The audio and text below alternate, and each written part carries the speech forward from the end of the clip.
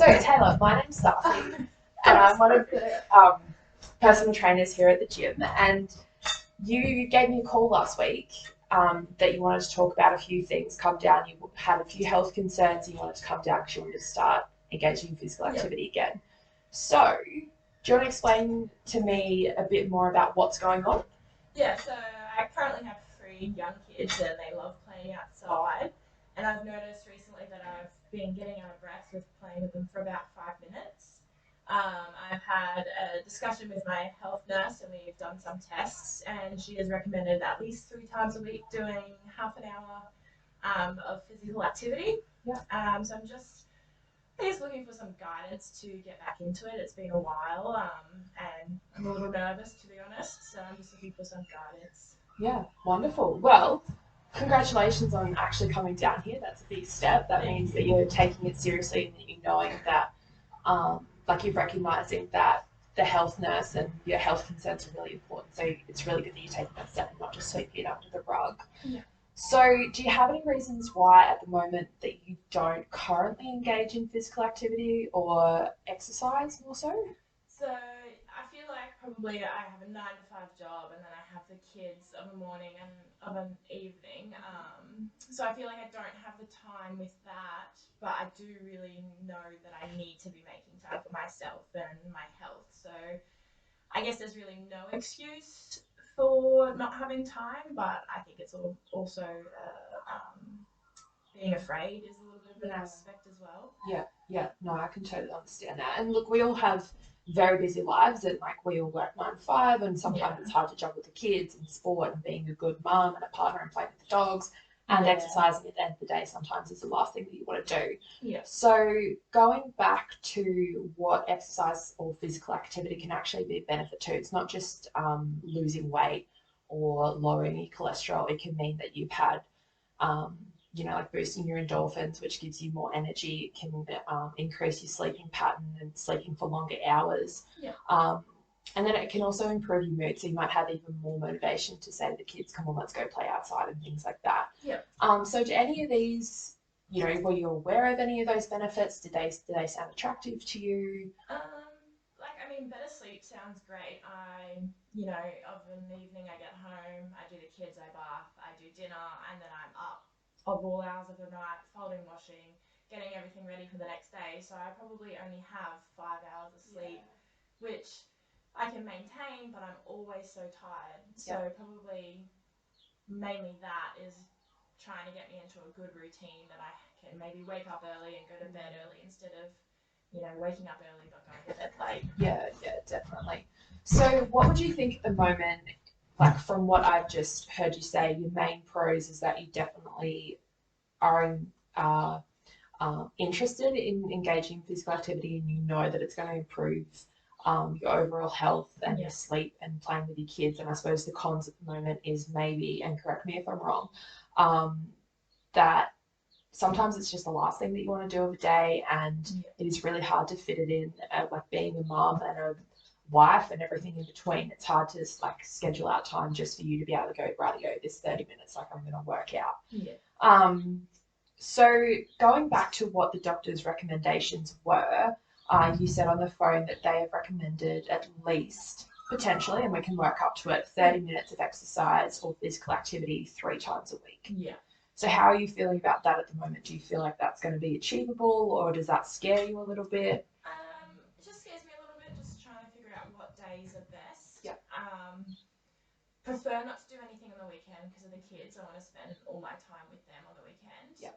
So maybe if we could start with 1 to 2 days and then work up to the 3, and if I feel comfortable, maybe even more in the long run.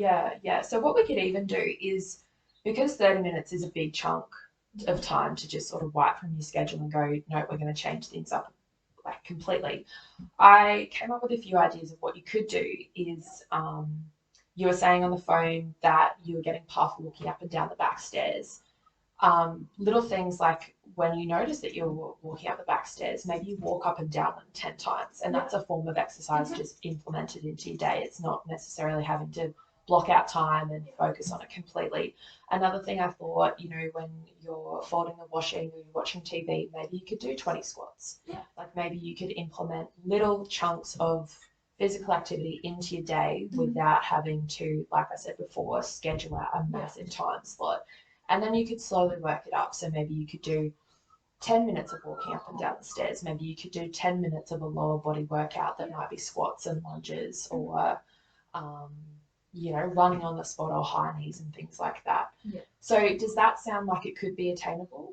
I think so, especially when the kids go to bed and husband's watching TV or something, and then I'm doing laundry and other things, cleaning up around the house. I guess that would be easily implemented, I think.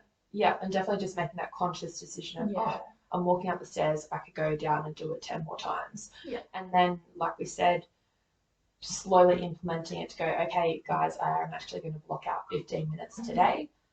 Hubby or whatever his name is, you need to look after the kids so I can do this for me. Because otherwise, if I don't do this for me, then I won't be able to do enough for you. Yeah. So there's lots of things, and I'm sure that your family will support you. Yeah. So another thing that you mentioned that your doctor said was to try and implement more fruit and vegetables into your diet. So having high cholesterol means that you have a lot of potentially a lot of saturated fats in your diet. That can be one contributing factor. Yeah. So and these are just some ideas that I came up with, maybe you're having a chicken palmy and chips for dinner. Maybe instead of the chips, you could replace that with some sweet potato chips or sweet potato chips and some salad. It's always a great idea to try and have like a good handful of veggies or salad with a lot of meals. Otherwise, maybe like potentially half your plate of a mixture of vegetables and salad. I would not recommend completely cutting off all saturated fats or all foods that you believe that have saturated fats in it, just because it can, if you completely cut it off and go cold turkey, it can kind of lead to cravings and then binging, and that's not what we want to do, because then that creates a cycle of, oh my goodness, why have I done that? And then you feel bad and then you eat more food. So we definitely want to just slowly decrease it, but definitely still have it in moderation. And then that way it'll kind of feel like that you're just making a few changes and not cutting it off completely. So over the next couple of weeks, we've got a few time slots booked out for the next couple of weeks. So definitely, I think over the next week, try and implement some small physical activities, like we said, so the steps, the squats, maybe running on the spot, maybe doing some air punches while she's doing the dishes or something like that, and get water everywhere. And then, try and implement a few more veggies, and we might come back next week and just recap it all, see how you're feeling. Are you thinking you're ready to vamp it up? Are we going to have to make some more changes to make it more interesting so that you don't get bored and things like that? So how are you feeling about that today? Yeah, I think I was very overwhelmed coming in, obviously meeting you for the first time in person, and the fact that it scared me doing recommended 30 minutes a day for 30 minutes for 3 days. But no, after having the chat, I definitely see the positives and see where I can implement everything. And I'm feeling a little bit more comfortable now. Oh, that's really good. Awesome. Well, I'm glad that I could be of help. And like I said at the start, I'm really glad that you did come down here, because it takes a lot of courage to do that and, express that you do need help and that you want to better yourself for your future and your family. So, all right, we'll see you next week. Thank you so much.